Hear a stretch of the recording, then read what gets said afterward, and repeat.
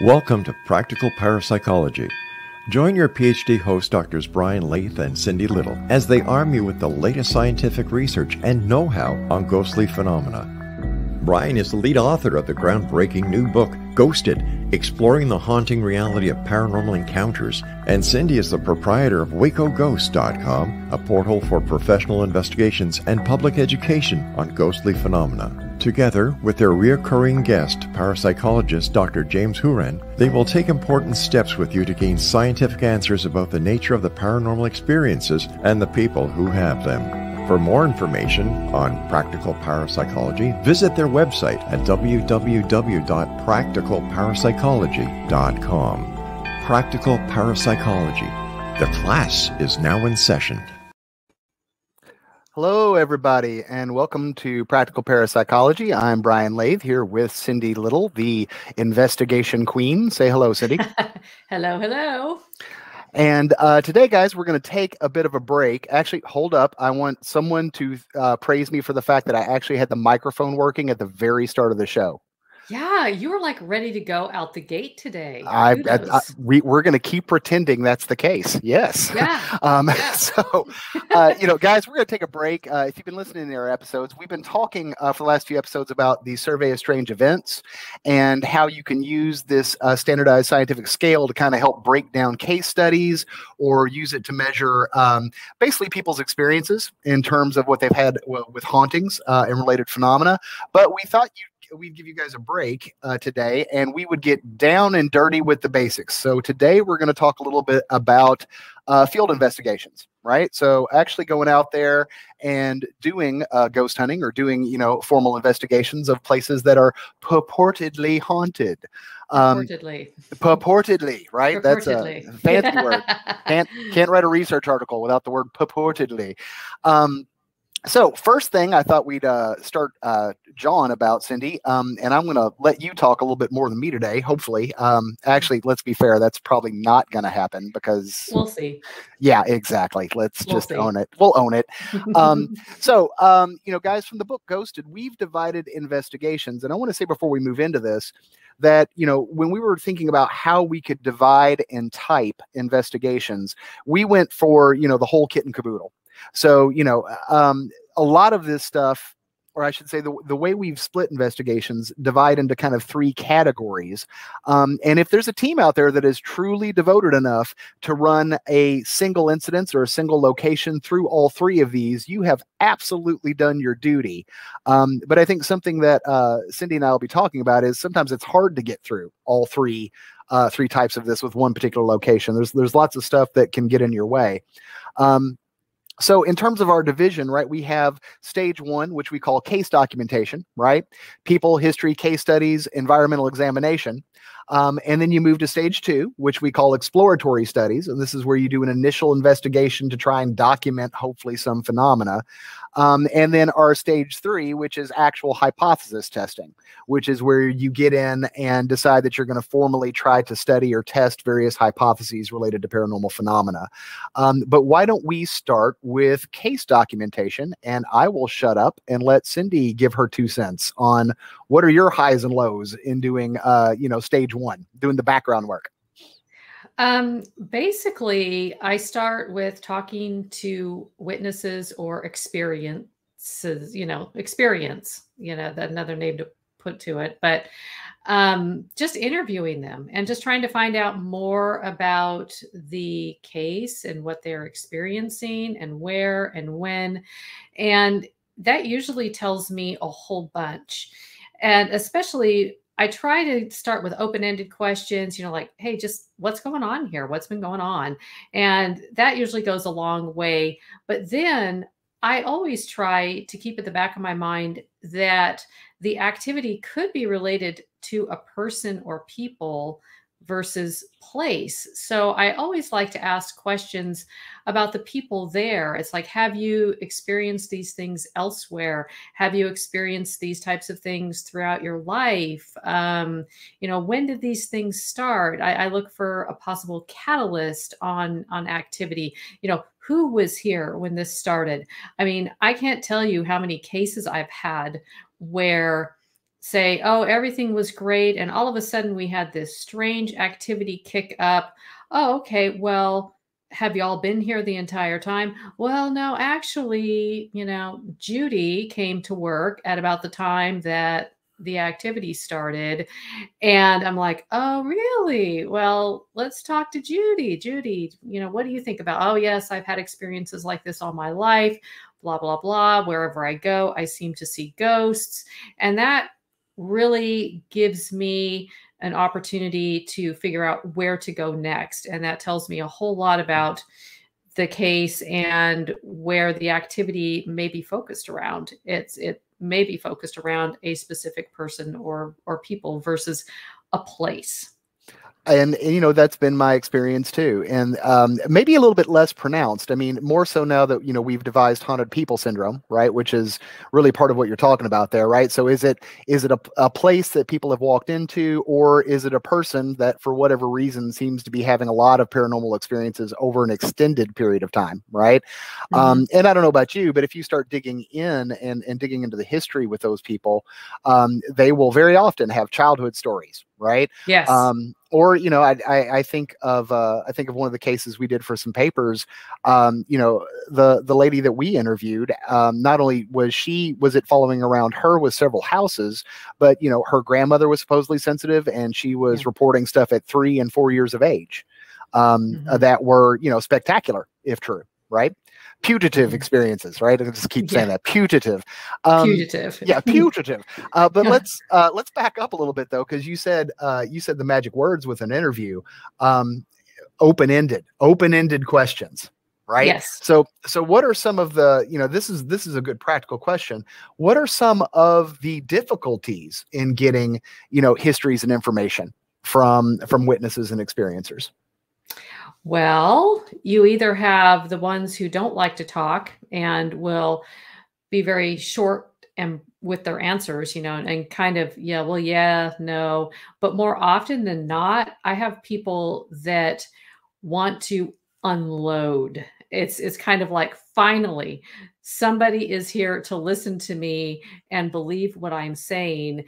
And they end up going down all these crazy rabbit trails. And so just trying to sift through the information they're giving me with even that initial question of, hey, what's going on here, can be a little bit difficult. And that's where I always like to jot down notes, or sometimes I'll have my audio recorder on so I can go back and kind of sift through what they were saying, because a lot of times it's really hard to kind of get to the core phenomena of what's going on, because they'll start talking about, well, this happened here, but when I was little. And you're absolutely right. I tell you what, if I had $1 for every time somebody said, my grandmama has the gift, I'd be a rich woman. Oh, yeah. I mean, that seems to be really common, where these types of abilities or sensitivities run in families. But yeah, just trying to rein people in and trying to actually get them to stop talking and answer follow-up questions. Yeah. It's challenging. Well, and that's where you and I are biased for different reasons. Because of course I know a lot of your research is much more qualitative as opposed to quantitative. Yes. But we've both done a lot of interviews or laboratory work, and we've had psych training, and so I think it's good for the listenership to remember that you've got to develop a certain skill set in not letting either the client lead the interview, or you accidentally putting words in their mouth, or setting them up for, and I got to be honest, that's not an easy thing to train in. I mean, interviewing technique either comes with skill and time, right? And often mistakes, or, you maybe have a clinical background. But for all the lay people out there, I think it's really important to remember that your questions, practical piece of advice, when interviewing, your question should in no way be leading. Don't start with, tell me how the haunting occurred, right? Or, tell me how the demon first entered your body, right? Start with what happened first. Just, questions that don't have implications about what, basically them telling you what you want to hear, or telling you what, basically would fit into your existing worldview. Yeah, and that is, oh my gosh, that is so important. I'm glad that you touched on that. And that's why I always start out with a very neutral, what's going on here, or what's been going on. Yeah. And it's very easy to fall into that trap of, yeah, so tell me about your experiences, or your haunting experiences, or your paranormal experiences. And yeah, you want to be very, very careful of that, because just for that very reason, you're leading them down a path. And And of even course, with, oh yeah, go ahead. oh, I was saying, and then there's the other side of the coin, which is you can be too gentle, and now suddenly you have their great grandma's history of gout and bursitis. And when they tried to pull the teeth out of their great grandfather when he was drunk one night, and it just doesn't relate to anything, even though it does make a very interesting story, so to speak. So there is a fine balance there. There is. And more than anything, finding that balance comes with practice.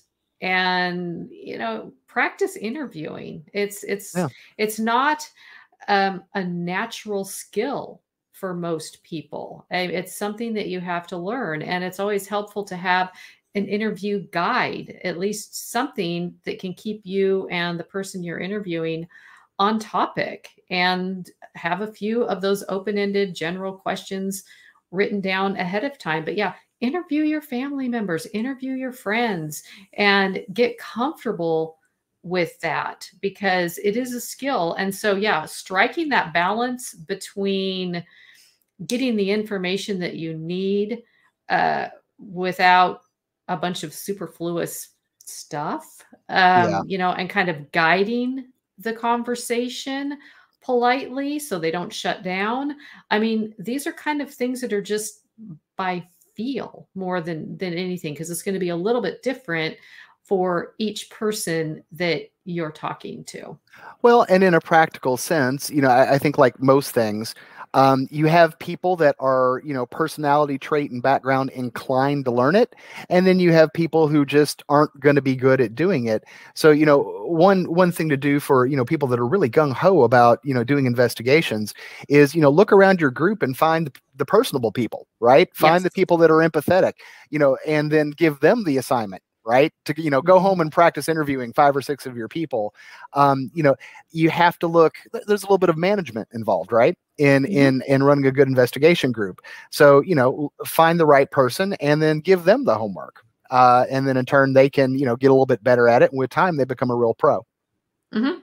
Yeah, and I completely agree. And you want to give some thought ahead of time too, to what kind of information are you after?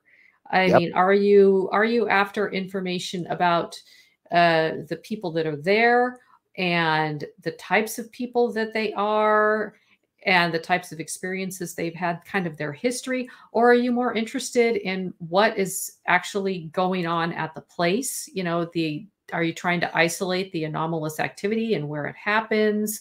And so you want to just kind of think about all of these things. And that is going to help you focus on what types of questions to ask and what types of follow-up to ask as well. So, you want to make sure you're getting what you want and what you need. Yep. Well, we have hit our first break, so we'll be back in just a moment with more practical parapsychology, guys. Stay tuned.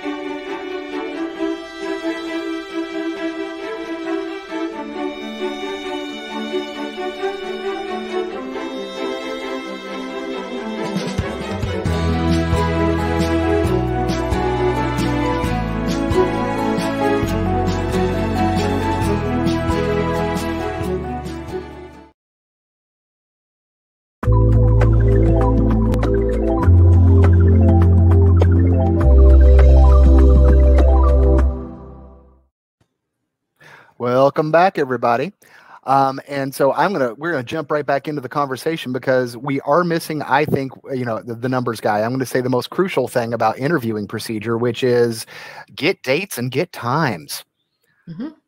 Right. So, because particularly if you're ever thinking about moving that information, right? So if some of you guys out there at some point want to turn some of your research, your investigations into a study, what makes parapsychologists really happy is if you have times, dates, and places for all of the stuff that you've gotten from the interview. Because that chronology sometimes, right, will actually allow us to run some mathematical analyses about increases and decreases in frequency of phenomena over time. And there's lots of other analysis we can do too. So one of the really important kind of practical points I'm going to hammer on is timestamp, timestamp, timestamp. And if they don't have an exact hour and second, they can certainly note the day or about the week, somewhere, just place that chronology of history that you're collecting in time. Yeah. What would you add to that, Cindy? What else should we be looking for? No, I think that is great. And in fact, one of the first things I do when I go into a case is make the suggestion of, would you mind keeping a journal and just jot down when things happen, who is there, what time. I said it's very important because it's going to help us find patterns to the activity. Now, I will say it's a challenge getting the people to actually do the journaling. Sure. But when they do, it is very helpful. Yes, because there's a wealth of information in, place, time, duration. Yeah, anything numerical is extremely helpful in pattern finding. And that's what we want. We want to figure out what's going on and when, so we can test that, or we could observe it ourselves, or whatever it is. Yeah, and that makes me think of another component where we need to go backwards before we even get to the interview, which is, in my experience, it's good to have a nice, lengthy conversation with the people up front before any of this happens, making it very clear about what you do and what you don't do, right? As well as, do you have an understanding of how involved this process is going to be? Right. We're both researchers. So all the time we're having to tell people, if they're doing studies, hey, let's be honest about the time commitment here. Right. And of course, we deal with attrition too. Right. With our Whisper study, Cindy, how many people were going to show up and how many people actually showed up? Yeah. Like a tenth. Yeah, exactly. Right. So, so you need to make sure, because there's if we make an assumption psychologically that these people are in distress, right? You do not want to poke a bear by adding a bunch of surprises and a bunch of materials and a bunch of time commitments for surveys and scales and interviews and histories, without giving them notice. They very much may not want to do that. And I would also say, in my experience, by having that conversation up front, particularly with residential investigations, and saying, this is what we do, this is what it's going to involve, this is what we don't do, it tends to weed out the people who were hoping for kind of like quick attention. Or because this is not me disparaging people that have had legitimate experiences, but there are some people out there that are just real excited about the idea of being involved in a ghost investigation, and they may or may not be telling you the truth, right? So before you waste hours and hours and hours of time, or invest your team's time, because have you ever gone to a place and had a no-show, Cindy? I haven't had a no-show, but I'm glad that you touched on this because it is very important. And I'll get to my story here in just a second. But this is one of the main reasons why, if people contact me, and they're usually residential cases, I don't do residential cases anymore, but they would be like, oh my goodness, we have a ghost. You need to come out and help us. And I'd say, well, what's going on here? But yeah. And then I would tell them exactly what you're talking about. It's like, well, this is what I do. This is what I would be able to do. Is this okay? And I have at least 2 or 3 conversations on the phone with them or through email before I even decide whether or not I want to come out to the location. Because yeah, you can end up wasting your time and your team's time, and you can end up going to an active location, not being prepared and making things worse and stirring things up. But yeah, which leads to my story, not stirring things up, but we had a residential case. This was many years back. And we're like, okay, yeah, it's in an old historic cotton gin and people are living there. They remodeled the house. This looks really interesting and had some interesting activity. We went out there. I kid you not, Brian. It was a barbecue. They had like 30 people there. Yeah. Beer, brats, burgers, the whole deal. That the yard was filled with people. The house was filled with people because the ghost hunters were coming. and, Yeah. And, Well, and it's like, great, okay, well, we can sit here and have a hamburger and talk about ghosts. And I mean, we went through and tried to do a little bit of, we took some pictures, tried to take some EMF readings, but we would have, each of us would have like 5 or 10 people just following us around going, shh, shh, shh. Oh, what are they doing now? What are you doing? Oh my gosh. Oh, I think they're taking readings. It was a disaster. I mean, yeah. it was a total waste of our time. And if they were even remotely interested in finding out if there was paranormal activity going on at their residence or not, it was a waste of time for them. But I think more than anything, there are a lot of times, and I don't want to say a lot, but there are sometimes people, they're just bored and they just want some Saturday night entertainment. So let's put on the barbecue and invite ghost hunters over. Although in fairness, you should have, emergency protocol beta, which is you should have just left all the stuff in the car, sat down in the lawn chairs, had a hot dog and drank some beers and talked shop for a while. I mean, you were there. Yeah. They already had a party going. That would have been my strategy. I just would have told the team to lock everything up in the car and just have a sit down and hang out. Yeah. They're like, might as well have some fun. Right. I've actually had more serious issues with that. And I remember a long time ago, I want to say almost 12, 13 years ago, I had a case manager at the time and she set this up. But I was suspicious right off the bat because it was like, yes, our baby is floating out of its crib in midair while bleeding blood from its ankles. And people are being beaten unconscious by a demon. And, I expressed my suspicion, but at the time I'm like, well, there's case manager's in charge. And we drove there and lo and behold, no one would answer the door and we could actually see somebody peeking through the window because they changed their mind. So yeah, I mean, you have to vet these cases. And I think without, making too much fun, residential cases need a lot of testing before, for everyone's safety. Yeah. Before you get into them. Because yes, I have also had several back in the day where there were 4 or 5 guests that got invited to the investigation. And it's like, I need all of you to leave.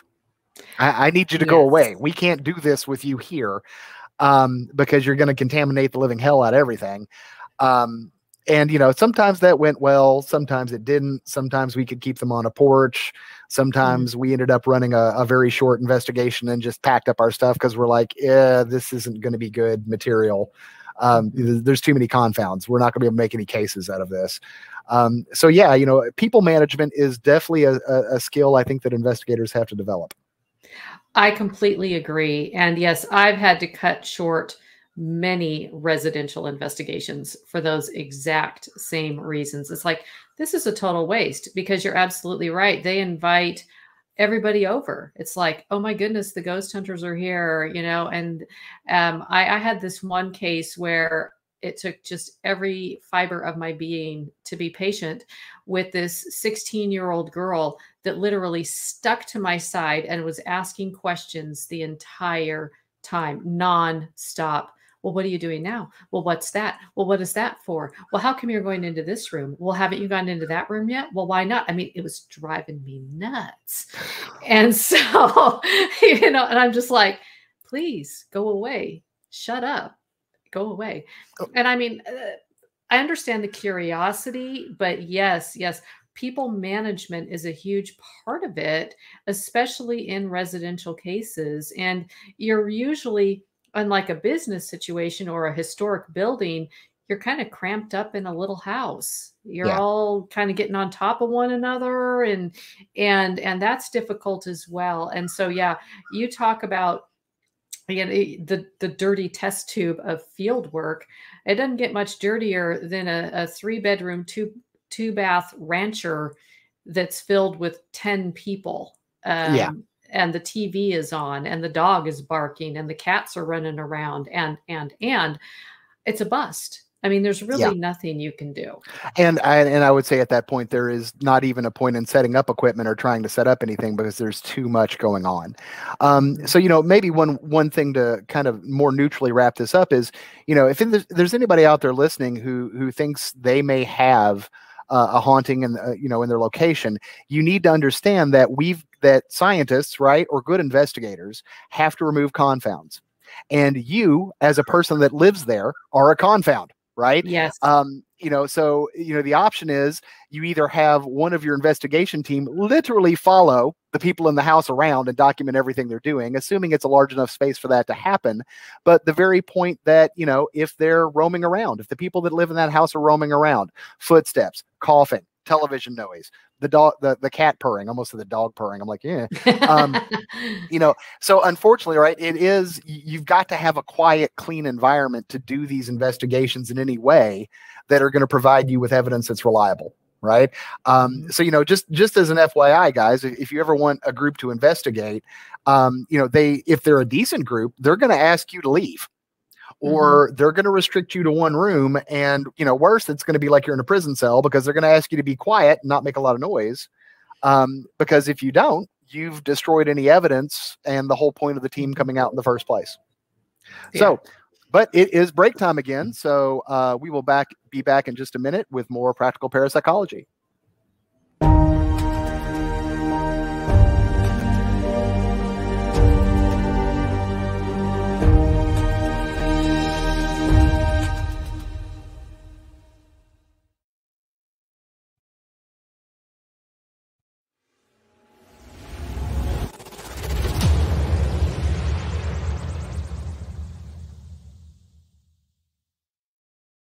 So I was watching the X Zone TV channel last night when I was abducted by aliens, and they kept repeating to me over and over again, simultv.com, simultv.com. What's simultv.com? That's what I asked them. They had it written on the side of their UFO. How do you spell that? UFO. No, I mean simultv.com. simultv.com. simultv.com. Right. simultv.com. Interesting that you were abducted by aliens in a simultv.com UFO last night. Oh, yeah? Yeah. Now that you mention it, I remember now last night I was awakened from a deep sleep. My great-grandmother was standing there. She said she come from the hereafter to tell me about simultv.com. She even spelled it out for me. simultv.com, sonny boy. simultv.com. simultv.com, sonny boy. Wow. Yeah. Guys, you'll never guess what my psychic guru just told me. simultv.com. Exactly. Are you guys psychic too? Of course. We all know about simultv.com. simultv.com.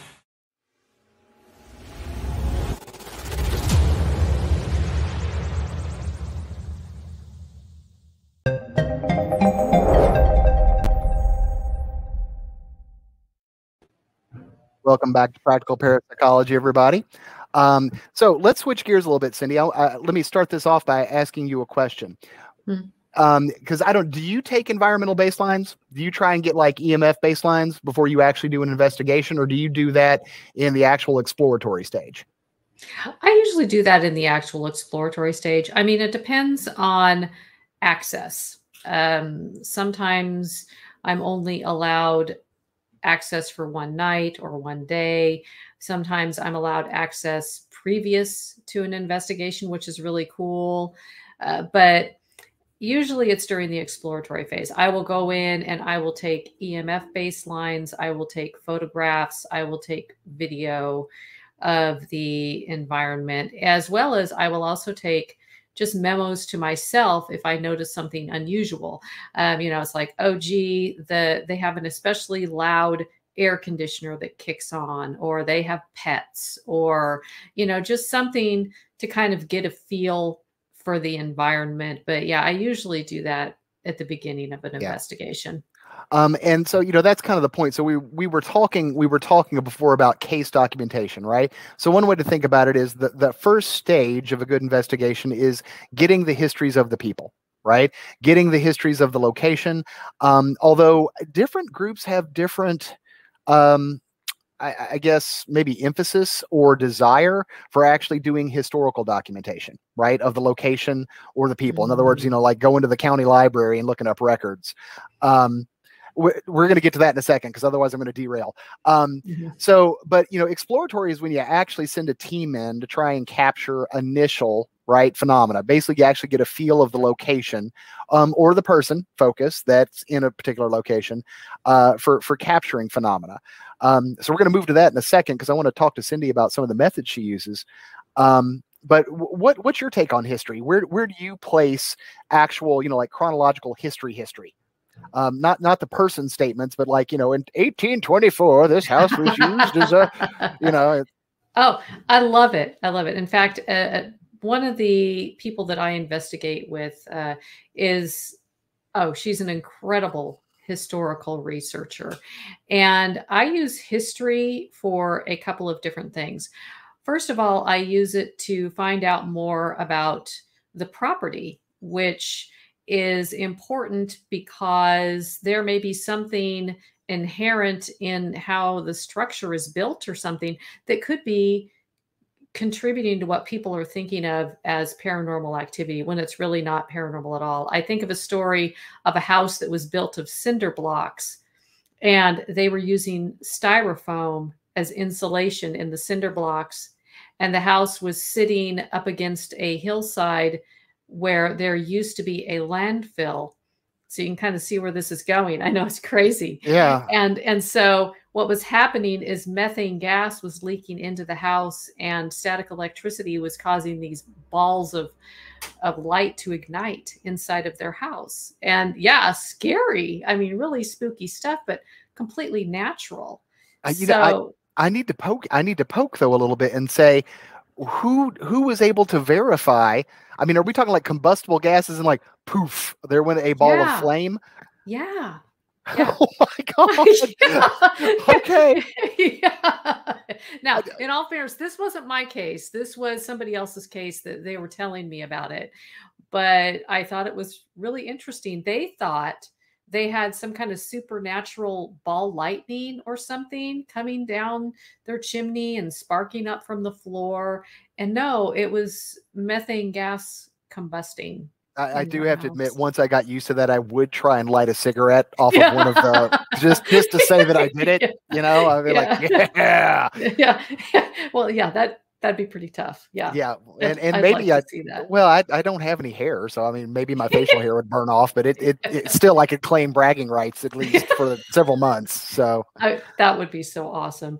But yeah, the other thing that I use historical research for is I have, friends that I investigate with who are psychics, and they are able to provide a lot of times names, dates, places that are historically verifiable about the property or about things that supposedly happened at the property. And so I think that, yes, historical information is invaluable in triangulating psychic testimony, especially.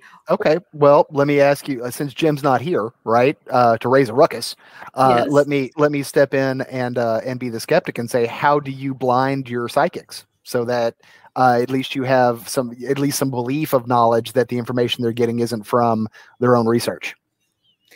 That is a very good question. And that is something that I don't think that you can ever completely control for. So it is something to be careful of. Personally, I mean, the best I can tell you on that is I know my psychics very, very well. I mean, they're very good friends of mine, especially the guy that I'm working with now. He is very humble about his abilities, and he likes to go in cold. And an example of that on the Whisper study, he did some distance readings. And he was getting the impression, and I think I told you about this, he was texting me furiously, and he knew nothing about the whispers, nothing about the history of it. And he's, you know, we were talking about up in the bedroom, we thought there was the death of a son. And it was I think Jesse's room or something, the son, Jesse. And my psychic friend Robbie was saying, I do not sense any presence of any sons in this family. I just don't. I'm not getting that. I'm sensing a whole bunch of girls, though. Like there was a bunch of girls that were living in that home at one time. And so later on, when I had a little bit of time, I went downstairs when we were at the Whispers and looked through their historical documents. And sure enough, over the course of many years, they had several daughters, but no son named Jesse. Jesse was the wife who died in the room upstairs. Yep. And so, you know, little things like that set me off on trying to verify some things and kind of correct the story a little bit. So, you know, and could he have done some research on the Whispers? Absolutely. I really don't think that he did, but you bring up a very valid point. Well, you know, APA guidelines clearly state that all psychics need to be kept in a prison cell and chained at all times until the actual time of the investigation. Look it up on Google. It's real. No, there is. Well, and speaking of which, and I'm saying this, you know, I'm saying this on the record as we're recording, we need to get down to Texas and actually run trials on your PFR, your psychic friend Robbie, because he's you know, awesome. From what I've seen, he really seems to have some talent. I'd love to put him in lab conditions and see what he can do. That would be fun. That would be an exciting trip. Fun for you. I don't think he would like that so well. No, we'd make it friendly and happy. We need a nice cup of tea, give him some cookies, right? Take regular breaks. You know, that's one of the criticisms I've been leveraging in parapsychology land, which is human beings are human beings. And just like if you put a bag on somebody's head when they're trying to do free throws, you know, and you're like, oh no, it's only legitimate if you put a bag over their head. That's the only way you can prove that they can do free throws. It's like, it's a human trait. People need to be comfortable. People need to not feel like they're imprisoned, right? Because you want to maximize that ability. And I think there's a lot of ways to do controls without making someone feel like, they're about to take the SAT from, circa 1992, where there was 50 of you in a room with a nun and a ruler and pencils and, it's a damn nightmare. But no, that's my point is if I did it, he would be a comfortable psychic indeed. There would be treats. Okay. There would be treats. All right. I will let him know. I will let him know that. But yeah, just to kind of dovetail off of that, I was talking to my class the other day. I'm teaching my paranormal investigation class at the community college, and we were taking out the Zener cards and playing with the Zener cards. And for those of you who don't know, those were cards that were developed by a psychologist, Carl Zener, back in the 1930s. He worked with the Rhines and to use to test ESP. If you've watched any of the Ghostbusters movies, Bill Murray was using them. It's the cards with the circles, the squiggles, the stars, and they're used to see if people can predict what the next card is going to be, or if you're concentrating on a card, can somebody figure out what that card is, etc. So just some kind of basic ESP testing they don't use the cards anymore, but we were using them in my class. And I said, can you imagine having to go through these cards? Like, I don't know how many runs they did and there's like 25 cards in a deck. Yeah. Hundreds upon hundreds of runs, and how fatigued you would be and how bored you would be. And then to have people go, oh, well, they don't have any psychic ability. I mean, they're doing a terrible job with these cards. And then you're already in a laboratory situation where it's very sterile with these strangers, and you're doing this incredibly mind-numbing task. I'm a huge, and I'm not going to jump off on too big of a rabbit trail here, but I'm a huge advocate of field work when it comes to researching the paranormal. I just am. I think there's stuff that we can take from the field back to the lab, but I think there's so much to be learned from field work. Although since I went down the rabbit hole and I fed you some of the rabbit hole that you ran down, Yeah. let me back up though and say, about history. When I say that some people are for it and some people aren't for it, the real issue is, I think, for historical research, whether or not you want to vet the claims that people say about the house, right? Yes. Because I don't know about you, but I've been in situations where the owners of a supposed place have said one thing, right? But the history has been totally debunked. Right. Yes. You go to the county courthouse and find out that none of it is true. And then there's others where there does seem to be historical evidence. But I will also say, as an interesting, and this may be heresy, some investigators may be mad at me, but I do not find a strong relationship between the history of a place and phenomena occurring. Yeah. I'm not saying it's not related, but some of the best stuff I've ever got at Black Moon Manor, all of the claims that they made were thoroughly debunked. None of the stuff that they claimed about the house that supposedly made it haunted was actually true at all. And yet, just phenomenal, phenomena that occurred there over several investigations over several years. I also think of Bobby Mackey's about 2 hours from here, where, it is documented that supposedly, I think 2 men ritually sacrificed a woman, Wow. supposedly to the devil. Wasn't there, don't know. Yeah. You gotta ask, right? Which demon in particular did you sacrifice this lady to? Yeah. But I've been to Bobby Mackey's a couple times and haven't gotten much of anything. Now other people have reported phenomenal stuff, but that's something I really would hope we could get some other parapsychologists investigating, and it wouldn't be a hard study to do, really. In fact, it's something we could probably coordinate ourselves over time on Practical Parapsychology, which is, hey guys, throw in your histories and throw in your phenomena. Right? Let's do a spreadsheet on this and let's see what the actual relationship between trauma and drama and death and all that kind of stuff really is between the stuff that you're reporting and experiencing, right? Experiencing when you go there and investigate.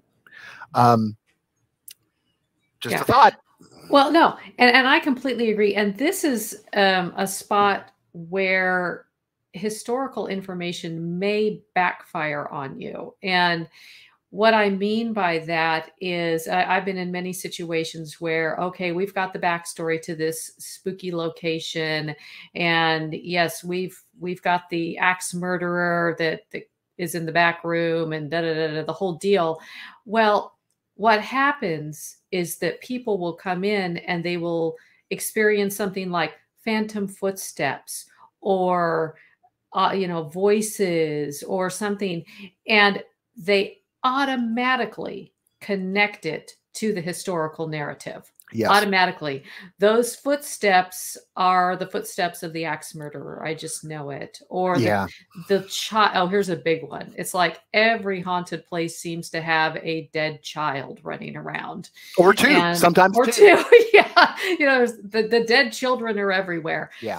And so it's kind of like you hear strange noises or singing or, any number of things. It's automatically, oh, that's little so-and-so.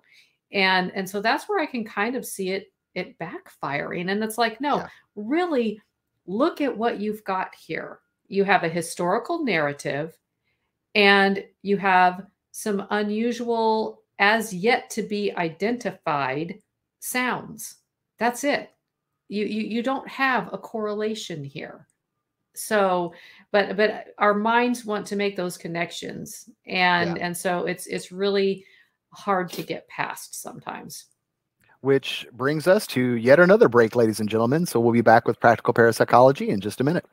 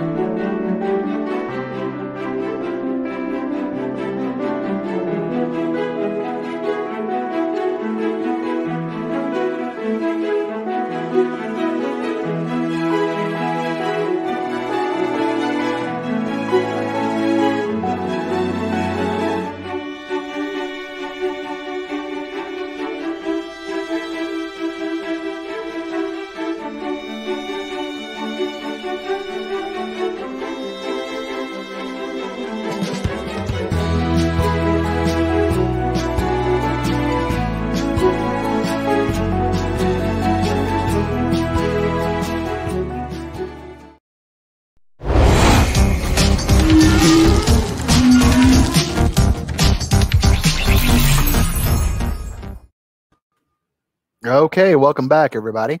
You know what? I'm going to jump right back from our previous statement and make a quick, another controversial statement and say, related to, makes me think of Sharon Hill and what she referred to as legend tripping, right?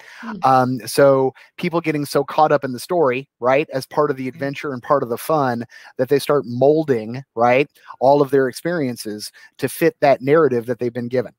Right. Which is a very natural psychological thing to do. But I'm going to, and I also hear kind of like Jim's skepticism yelling in my ear. I've been working with him for too long. He would probably mandate, and I got to say it, I would agree with him. It's less fun. Right. But I would agree with the statement that chances are, if you're going to do that history research, you should probably only keep it among the person that's a historian until after the investigation's over. I think that's smart. Yeah. Yeah, I agree. Because otherwise you're feeding a narrative and a story to people that they're going to end up psychologically, either consciously or unconsciously, trying to fit. And so, now granted, if you get some nice O phenomena, it's still nice O phenomena if you've captured it appropriately. But, you're going to start getting stories and narratives. And I can certainly think of a few times where I've had to talk some investigators out of a highly complicated narrative where, little girls need to be rescued because they're dead and being tortured by evil spirits. And of course, like the ghost box growls or something, and they just get very upset and disappointed.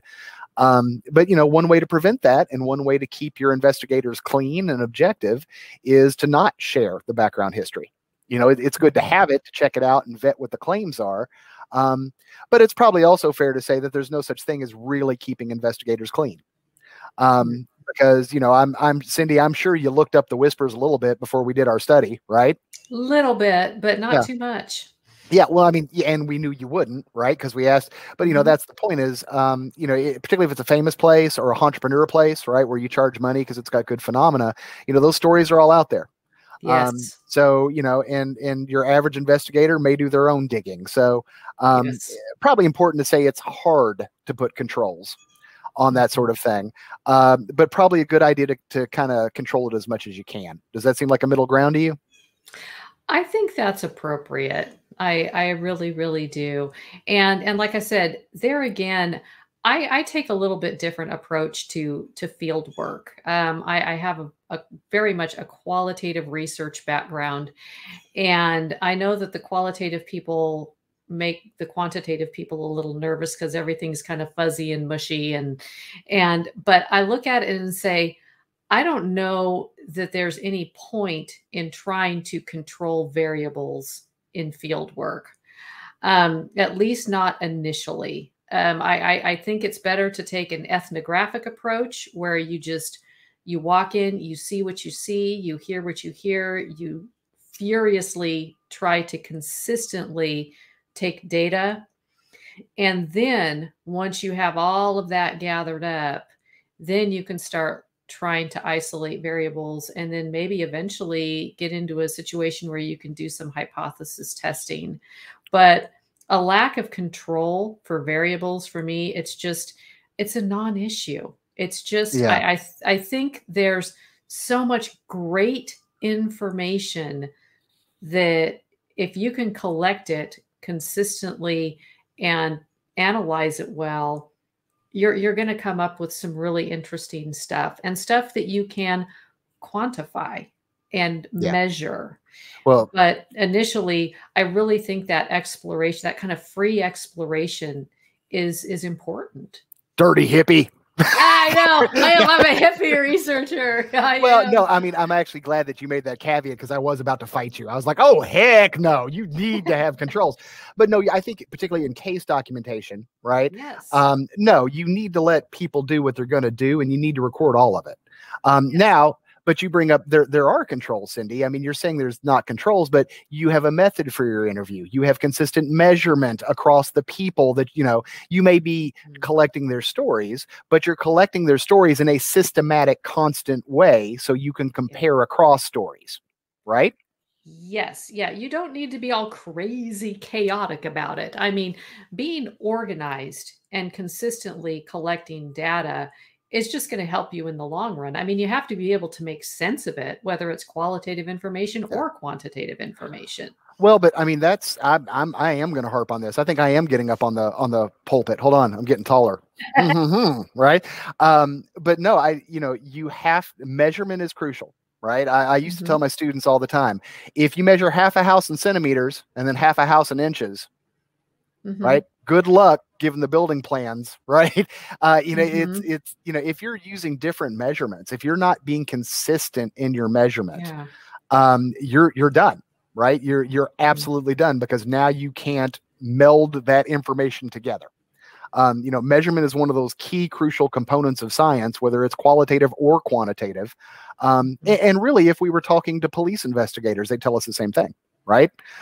Have a consistent method so you can compare across. So I agree with you, and I'm not trying to disagree with you. I just want to make it clear to the listeners that you're saying, oh, I don't like controls, but really I would say you're not thinking about the 15 controls you automatically put in place when you're doing the interviews in the first place.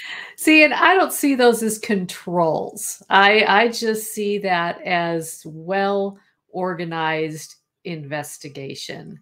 And because what I'm thinking about is trying to isolate variables down the road, actually measurable variables.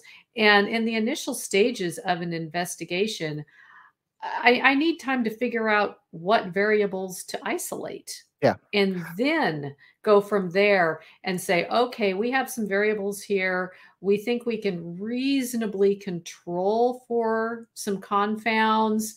And now we can, it's what you're talking about for me is something that comes a little bit further down the line.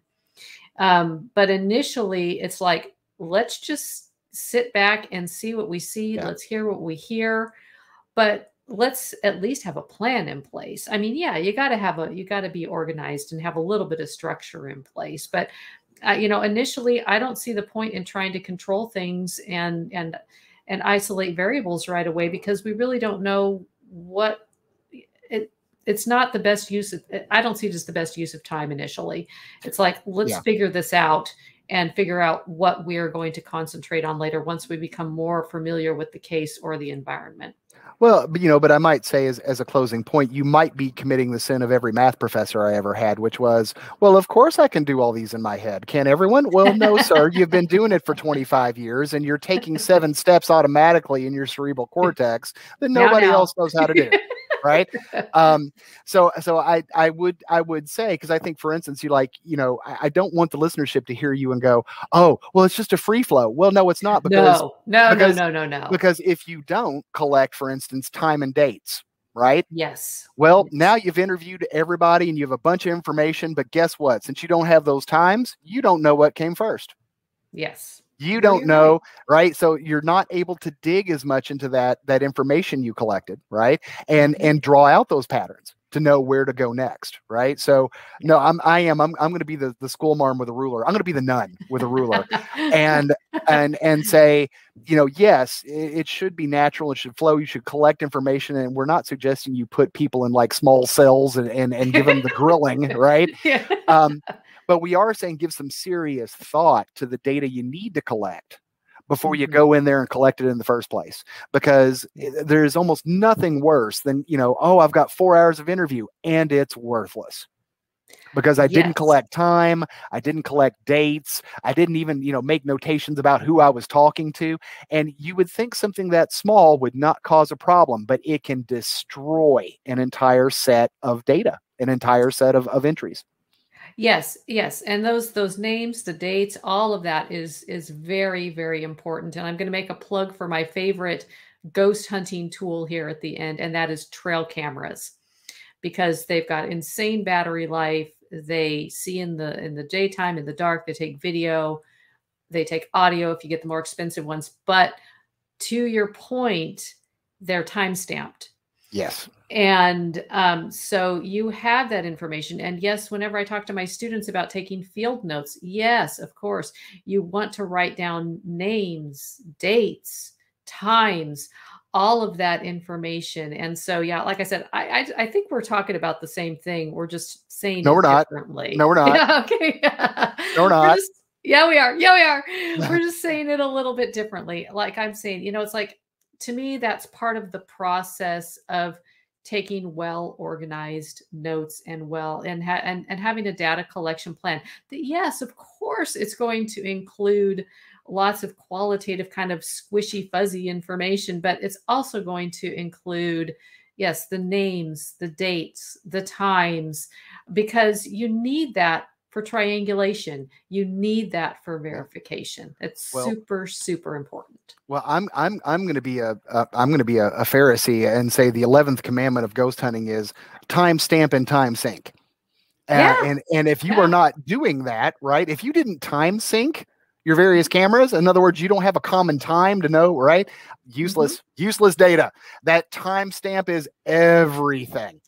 It's very important. Yeah. Yes, very, very important. Yeah, and collecting points of data from multiple sources. I talk a lot about that to my students. Triangulate, triangulate, triangulate. It's going to add to the validity of the experience. And if you just have a weird EMF blip or an odd sounding EVP that stands on its own, to me, it's not standing on its own. It's just some little blip of something. I wouldn't even count it as data. I immediately dismiss it. Yeah. Well, so, yes. Well, here's the thing though. See, we just got through stage 1. We didn't even get to stage 2 as usual, right? But we're almost out of time. So we're going to have to wrap this conversation up. And although let me give a little bit of a teaser to the listeners. Cindy and I with Jim are working on creating some standardized forms for investigators that we're eventually going to try and put up on the Israel website, where people can use Google Forms to do preliminary interviews in a systematic way. And in some future episodes, we'll be talking about some scales that we're going to try and put up there too, to where if you want to kind of have some help doing background for investigations, we'll have some scales available. And some surveys where people can fill them out and you'll get some systematic information about their histories. We're not there yet. Be patient with us, but that's a heads up. So it seems like we are officially out of time. So Cindy, thank you for today. Well, thank you. That's fun. I love talking ghost hunting. We got That's my favorite. We got another 5 hours just talking about this. We can't. You guys will hear more of it. So, hope you guys will tune in again next week. This was Practical Parapsychology, and until then, we hope you guys have a good day.